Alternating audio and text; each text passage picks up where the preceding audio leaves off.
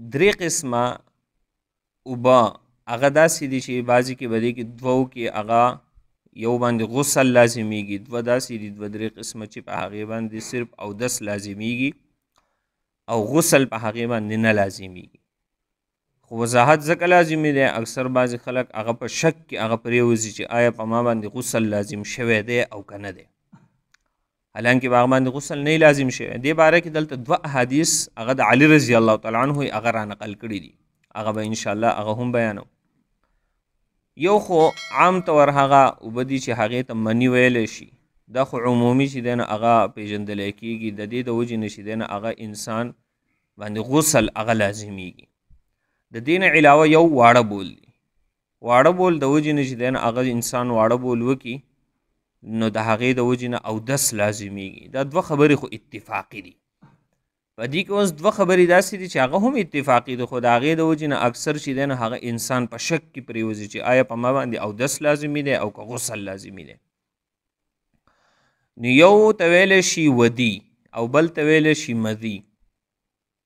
ودي او مذي، ودي دا هغه اوبو ته ویلی شي چې انسان کله اودس کوي سړی، د اودس نه وروسته د واړه بول کوي، نو د وړو بول نه وروسته یا مخکې یا انسان دروند څیز اوچت کړي یو بوج، د هغې د وجې نه د انسان نه یو قسم اوبه چې دی نه هغه وځي، دغه اوبه ټینګې وي.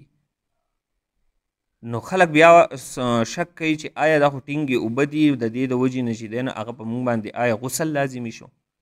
نو د دې د وجې نه غسل نه لازمیږي. فقها فرمایي احادیثو کې د دې تذکره راځي، غسل په باب کې به هم راشي، خو دلته موږ صرف تفصیل ذکر کوو، هلته به بیا صرف کم احادیث رالل هغه به بیا پاتې کړو، ځکه بیا موږ اکثر سپیکر کې هغه بیانو، نو هغه ځای کې به بیا پاتې کړو، دلته یې بس تفصیل ذکر. نو د دغې د وجې نه چې دی نه هغه صرف او صرف اودس لازمیږي، څنګه چې د وړو بولو د وجې نه اودس کول دي، دغه شانتې د دې د وجې نه هم اودس کول دي، اگر که دغه اوبه ټینګې وي، د دې د وجې نه هغه غسل نشته دی. نو دا یو قسم شو ودي. دویم مذي ده. دلته حدیث کې تپوس چې دی نو علي رضی الله تعالی عنه د مزی په باره کې هغه کړی دی. دا هر هغه اوبه دي چې انسان هغه په خپل کور کې هغه ناست وي، د کور واله سره ګپ شپ لګوي، په دغه ټایم کې د انسان نه هغه لږې ټینګې اوبه هغه لاړې شي، دغې ته مزي ویلی شي. یا چې دی نه هغه انسان یو سوچ کوي، د هغې سوچ سره چې دی نه هغه د ده نه لږې ټینګې اوبه ځي، دې ته مزي ویلی شي. نو کپړې که څښا شي، کپړې خو به اینځي، خو په ده باندې د دې د وجې نه چې دی نه هغه غسل نه لازمیږي، دی به اودس کوي.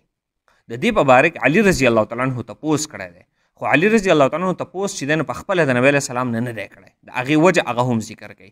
وعن علي د علي رضی الله تعالی عنه نه روایت نقل دی، قال دی وایي كنت رجلا مذاعا، وایي زه داسې انسان سړی وم چې زما مزي ډېره زیاته وه.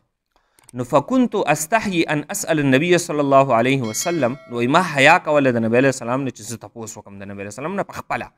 ولې وجه سوه لمکان ابنته، ځکه چې د نبی علیه السلام لور زما په نکاح کې وه، د دې وجې نه ما د نبی علیه السلام نه دا تپوس نه شو کولی. فامرت المقداد، نو ما مقداد رضی الله تعالی عنه ته حکم وکړو چې ته دې تپوس وکړه، زما ورته څه مه وایه، خو تپوس دې وکړه د دې په باره کې چې د دې د وجې نه غسل دی او که اودس دی. فسأله، نو هغه تپوس وکړو د نبی علیه السلام نه. فقال النبي عليه السلام فرمایل یغسل ذکره، د خپل ځان ووینځي، ویتوضع او اودس دې وکړي. نو مطلب د دې د وجې نه هغه غسل نشته دی، صرف چې دی نه هغه اودس دی.